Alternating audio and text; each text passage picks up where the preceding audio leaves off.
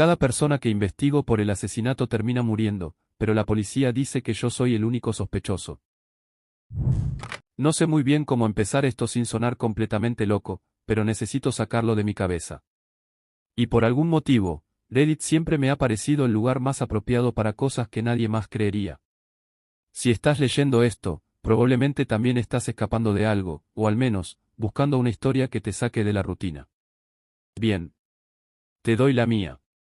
Soy Tomás, 29 años, vivo en un apartamento diminuto en Buenos Aires, trabajo como soporte técnico remoto, de los que te dicen que reinicies el módem aunque ya lo hayas hecho 5 veces, y, hasta hace 3 meses, mi vida era absolutamente normal. Monótona, incluso. Hasta que mataron a Mika. Micaela era todo. Y cuando digo todo, no lo digo como esos tipos que terminan una relación y de repente, ella era mi vida. No. En mi caso, era literal. Nos conocimos en la secundaria, pasamos de mejores amigos a novios en segundo año de la facultad, y vivimos juntos desde los 25. Nunca hubo dramas fuertes, nada de infidelidades, ni discusiones explosivas. Solo cosas pequeñas, como elegir qué pedir de comer o quién lavaba los platos. Lo normal. Hasta esa noche. Era un martes. Me acuerdo porque siempre odiábamos los martes más que los lunes. Era como que el lunes al menos uno venía con la batería del finde. Pero el martes es la resaca de la semana. Volví de comprar empanadas y la encontré en el piso del living. Al principio pensé que se había desmayado. Tenía una copa de vino tirada al lado, y el gato, sí, teníamos uno, se llama Gregorio y está vivo, por si te lo preguntas, estaba al lado suyo, maullando raro, como si supiera que algo andaba mal. No me voy a poner gráfico con los detalles, porque no quiero que este post sea bajado, pero digamos que no fue un robo. No faltaba nada. La puerta no estaba forzada. Todo estaba cerrado. No había señales de lucha. Y sin embargo, estaba muerta. La policía llegó en 20 minutos. Yo estaba en shock, supongo. No sé cómo logré marcar el número. No lloré. No me moví. Solo me quedé ahí sentado en el suelo, con Gregorio al lado, mirando su cuerpo como si no pudiera entender lo que estaba viendo.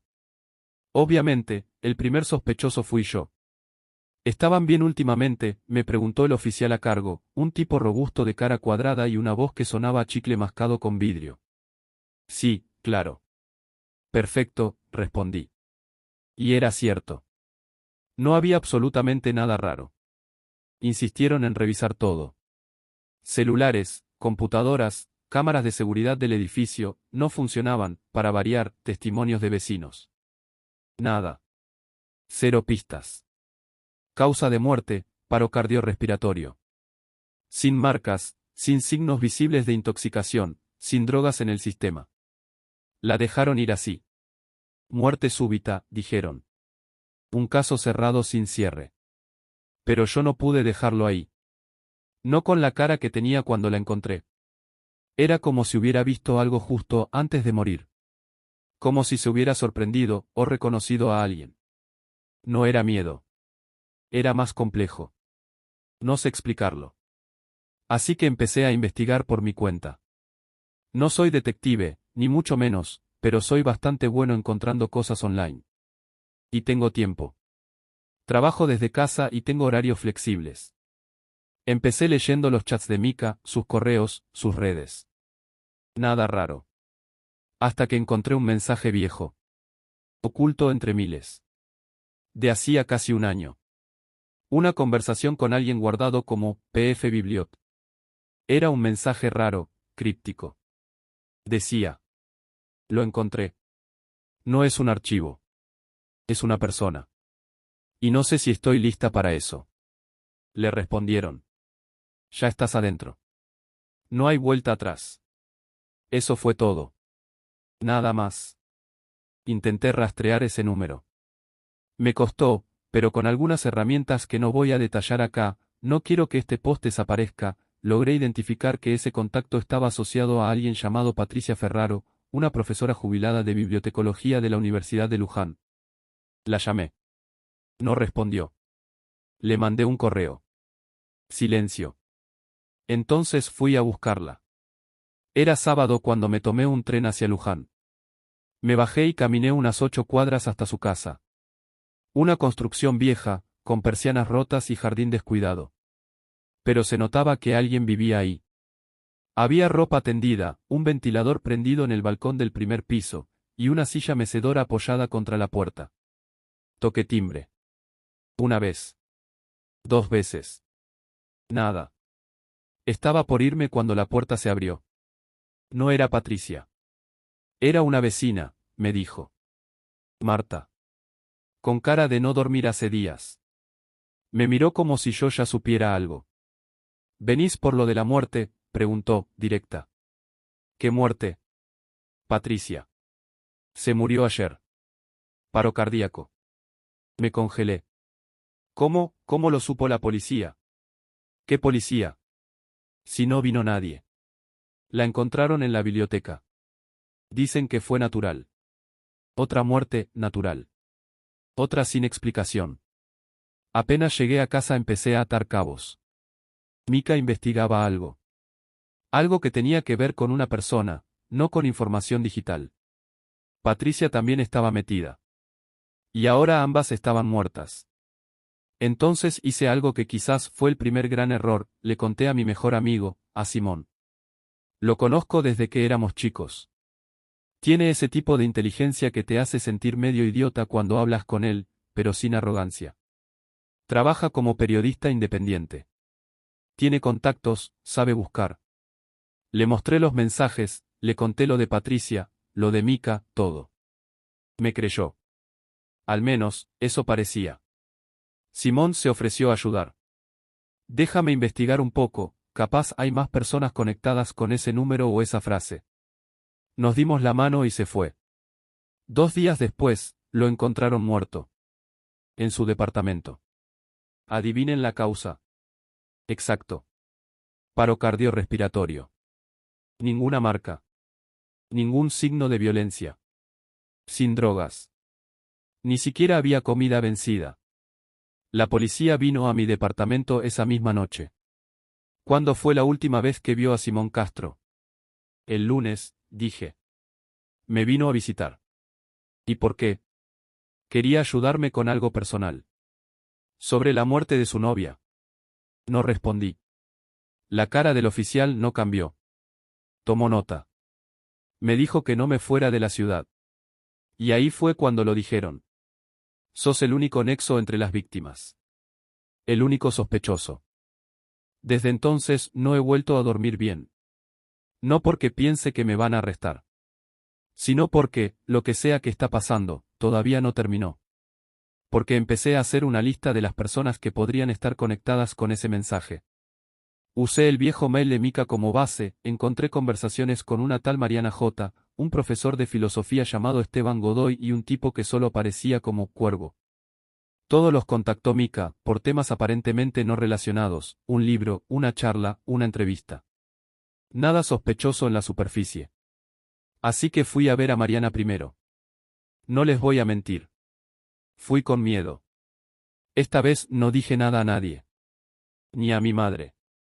Ni siquiera a Gregorio. La encontré en un bar de Chacarita. Nos sentamos. Le pregunté si conocía a Micaela. Me dijo que sí, que se habían conocido por un foro literario. Le pregunté si alguna vez hablaron de algo más raro. Algo como, no es un archivo, es una persona. Ahí se quedó pálida. No habló. No dijo nada. Solo agarró su bolso, se levantó y se fue. La seguí. La vi subirse a un taxi. Tomé uno detrás. No sé si eso fue demasiado. Probablemente sí. Pero ya no podía dejarlo ahí. Quería saber hasta dónde llegaba esto. No la volví a ver. El taxi siguió derecho por la autopista y después de media hora desapareció. Como si nunca hubiera existido. Esa noche soñé con Mika. No de manera melancólica. En el sueño, ella me gritaba. Me decía que no siguiera. Que ya era suficiente. Pero desperté y supe que no iba a detenerme. Porque ya era demasiado tarde. Y si están leyendo esto, probablemente ya me metí en algo que no tiene vuelta atrás. ¿Ustedes qué habrían hecho en mi lugar? ¿Parar? ¿Seguir? Me quedan dos nombres en la lista. Godoy y Cuervo. Y una intuición cada vez más fuerte de que si los encuentro, también van a morir. Antes que nada, gracias a todos los que leyeron y comentaron el primer post. No esperaba que tanta gente se enganchara. Recibí mensajes de todo tipo, desde consejos de cómo llevar un caso paralelo, hasta advertencias de que pare de meterme donde no me llaman. No los culpo. A mí mismo me cuesta creer que esto sea real. Pero lo es. Y como les prometí, sigo con la historia. Esteban Godoy era profesor de filosofía en la Universidad de Buenos Aires.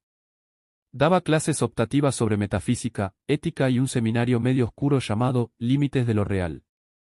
El tipo tenía fama de excéntrico, pero no de loco. De esos que citan a Borges y Lovecraft en la misma oración y logran que tenga sentido. Según los correos que encontré, Mika fue a una charla de él en 2022. Después se vieron un par de veces. Conversaciones largas, siempre en lugares públicos. Cafés, librerías, incluso en un parque. La última vez que hablaron, ella le escribió: "No me alcanza con saber que existe. Necesito entender por qué". Godoy nunca respondió. Lo busqué por todos lados hasta que di con un anuncio de una charla suya en un centro cultural de San Telmo. Tema: la ausencia como forma de presencia, cuerpos que ya no están, ideas que nunca llegaron. No sé por qué, pero apenas leí ese título supe que tenía que ir. Llegué media hora antes. El lugar era chico, con olor a humedad y café barato. Había unos 15 asientos y un pizarrón en el fondo. El público era peculiar. Gente que parecía más interesada en parecer interesante que en el tema. Mucho pañuelo al cuello, mucha mirada perdida. Yo me senté atrás. Esteban entró puntual. Alto, flaco como un perchero, con un saco marrón y una barba que parecía diseñada por un escultor loco. Caminó lento, sin apuro. Saludó con una leve inclinación de cabeza y empezó a hablar sin micrófono. Su voz era más firme de lo que imaginaba. No era el típico académico acartonado. Tenía algo hipnótico. Durante más de una hora habló de cómo lo ausente puede tomar forma. Citas de Derrida, pasajes de El Alep, ejemplos de crímenes sin resolver donde la víctima parecía seguir ahí, de algún modo. Yo no escuché todo. Mi cabeza estaba en otra parte. Cada vez que él hacía una pausa, yo pensaba en Mika. En su rostro. En lo que habrá sentido antes de morir. En lo que encontró y que ahora me estaba buscando a mí. Cuando terminó, algunos se acercaron a hacerle preguntas. Yo esperé. Fui el último. ¿Profesor Godoy? Sí, dijo, sin mirarme. Me llamo Tomás. Creo que usted conoció a mi pareja. Micaela García. Ahí sí me miró. Y se quedó quieto. Totalmente quieto. Como si no supiera si correr o abrazarme. Luego, simplemente dijo: "Vení mañana. A las 18. Facultad de Filosofía, aula 304. No preguntes nada acá". Y se fue. Fui puntual. 5:55, aula vacía. Nadie más. Me senté en la fila del medio. Godoy llegó 5 minutos después con una carpeta vieja en la mano. Se sentó frente a mí, sin ponerla sobre la mesa, como si la estuviera cuidando de algo invisible. No tengo mucho tiempo, dijo. Y vos tampoco. No supe si contestar. Solo asentí. Mika era inteligente. Demasiado curiosa para su propio bien. Como vos. ¿Qué era lo que investigaba? Algo que existe, pero no como nosotros entendemos la existencia. Algo que se mueve entre personas. Que habita en la atención. En la obsesión. Un espíritu. Se rió. No. No seas literal. Pensá más en una idea viva. Algo que sobrevive saltando de mente en mente. No se propaga como un virus. Se selecciona a sí mismo. Te elige. Me quedé en silencio. Cuando vos empezaste a buscar respuestas, ¿qué pasó? Murieron. Patricia, Simón. Exacto. Y ahora vas por mí. Porque pensás que si entendés todo, podés escapar. Pero no se trata de escapar. Se trata de dejar de mirar. Ahí se levantó y me entregó la carpeta. Esto es todo lo que sé. No me contactes de nuevo. Y por tu bien, no vayas tras el cuervo. Si lo haces, vas a traerlo con vos. Se fue. Y 2 días después, murió. No abrí la carpeta hasta una semana después. No podía. Tenía miedo, y eso que no me asustó fácil. Pero sentía que si la abría, algo más iba a empezar. No sé cómo explicarlo. Era como tener una caja cerrada y saber que adentro hay una bomba. O una carta que puede arruinar tu vida. Algo así. La carpeta era de cartón, amarilla, con manchas de café y una etiqueta borrosa que decía, sujeto T. Dentro había 9 páginas impresas, algunas recortadas, otras con márgenes escritos a mano. No había fechas claras, ni fuentes, ni nombres completos. Pero todos los textos hablaban de lo mismo, un fenómeno que surgía cuando alguien comenzaba a investigar ciertos patrones de muertes sin conexión aparente. Siempre el mismo proceso, un interés casual, luego una obsesión, después contactos con otras personas que también estaban investigando, y al final, la muerte. No de quien investiga, sino de todos los que rodean la búsqueda. Se mencionaba algo llamado el umbral del cuervo. Una especie de punto de no retorno. Una vez que alguien cruzaba ese umbral, al parecer al descubrir cierta información o ver cierto patrón, ya no podía detenerse. Pero tampoco sobrevivía nadie más que tocara el tema con él. No había fotos. Solo dibujos hechos a mano. Diagramas, círculos, palabras repetidas como mantras. No es un qué. Es un quién. El que observa no está a salvo. El silencio es el único muro que lo detiene. Leí las páginas con la ventana cerrada. Sin música. Solo con Gregorio en mi falda. Sentí náuseas al final. No porque el contenido fuera gráfico, sino porque algo dentro mío me decía que ahora era real. Que ya no podía pretender que era solo una mala racha, o una coincidencia.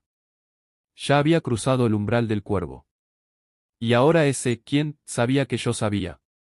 Lo raro vino después. Empezaron a pasar cosas chicas. Cosas que podés justificar, si querés. Mi celular se apagaba solo a las 3:17 de la madrugada. Siempre a esa hora. La radio del auto cambiaba sola a estaciones con ruido blanco. El agua de la ducha salía con un olor metálico los martes. Solo los martes. Y lo más raro, la voz. Una noche, casi dormido, escuché una voz. No estaba en mi cabeza. Vino desde la cocina. Era la voz de Mika. Me dijo: no abras la carpeta. Ya era tarde. Ahora solo me queda uno. El cuervo. No sé si es una persona, un código, un apodo o algo más. Pero todo apunta a un lugar. Un foro privado que Mika visitó en sus últimas semanas. Lo descubrí hoy. Solo se accede por invitación. Y ya tengo una. Me llegó por mail esta tarde. Sin texto. Solo un link. El asunto del mensaje era: ya estás adentro. Nunca pensé que un simple archivo comprimido me cambiaría la vida. O que, por lo menos, me vaciaría tanto. Cuando hice clic en ese link y se descargó el archivo, cuervo-acceso, zip, estuve a punto de borrarlo. Me temblaban las manos. Literalmente. Tuve que dejar la laptop en la mesa y respirar hondo. No tenía ninguna certeza, pero todo en mí sabía que después de abrirlo no iba a haber vuelta atrás. El archivo contenía un solo ejecutable, sin extensión visible, sin peso lógico. 4,7 megabytes. Lo abrí en una máquina virtual. Sí, ya sé, suena paranoico, pero después de todo lo que me pasó, no iba a correr más riesgos innecesarios. No esperaba que fuera un sitio web, ni que se abriera en pantalla completa como si fuera un programa viejo de DOS. Fondo negro. Texto blanco. Y una sola frase parpadeando.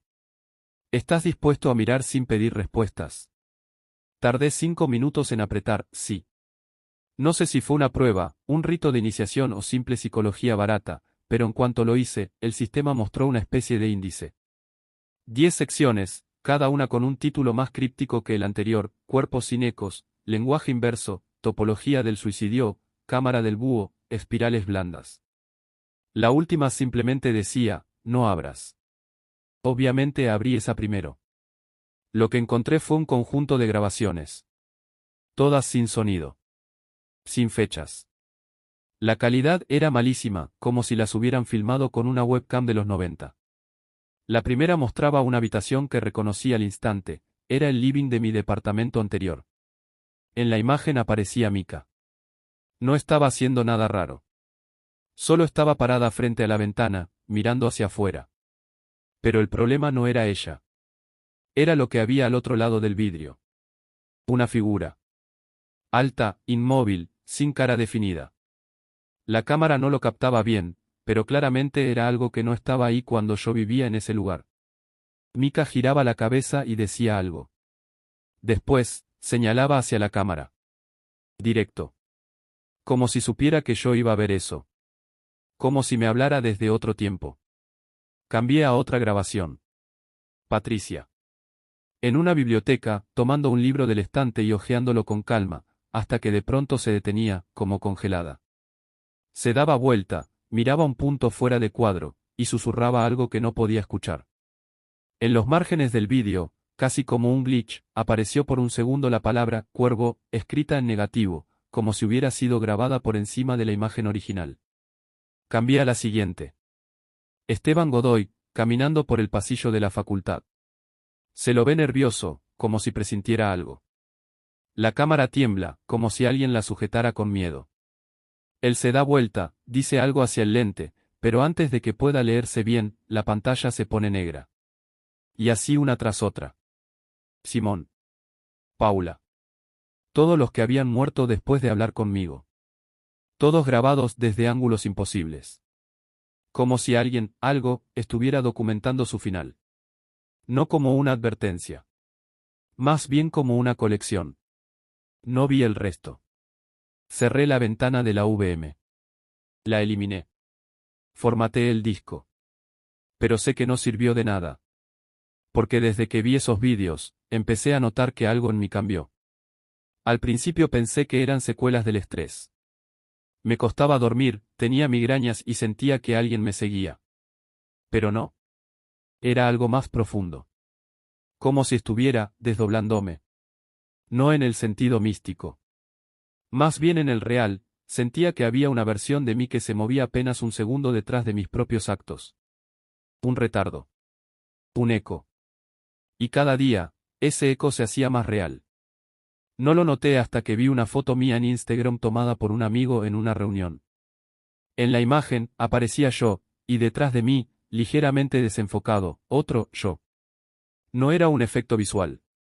No era una sombra. Era como si alguien hubiera copiado mi forma, mis rasgos, incluso mi ropa. Pero con una sutil diferencia, no tenía expresión. Desde entonces, cada vez que paso frente a un espejo, tardo un segundo en reconocer mi reflejo.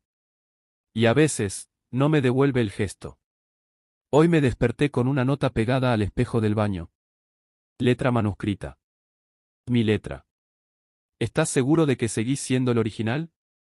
La nota estaba firmada con una palabra que nunca había usado antes. Tomás_Cuervo. No sé si morí en algún punto y no me di cuenta.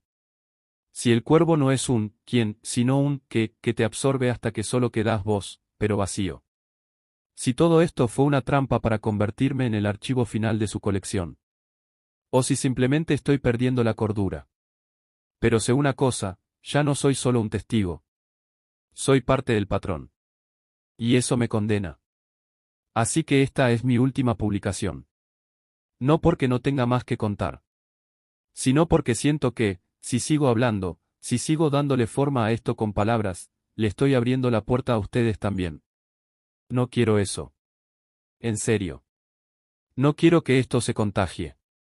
Ya bastantes murieron por intentar entender. Ahora es mi turno de desaparecer. Pero si alguien más vio al doble en el espejo, si alguien más recibió ese mail, si alguien también encontró la carpeta y no supo cómo cerrarla, escriban acá.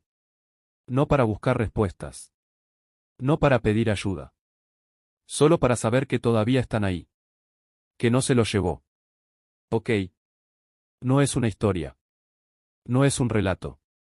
Es una advertencia.